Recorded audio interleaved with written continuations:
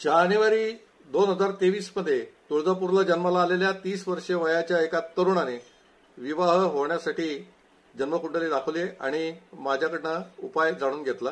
अत्यंत सोपा उपाय. काही वेळेला असं जमतं की अत्यंत सोप्या उपायाने सुद्धा विवाह जमतो.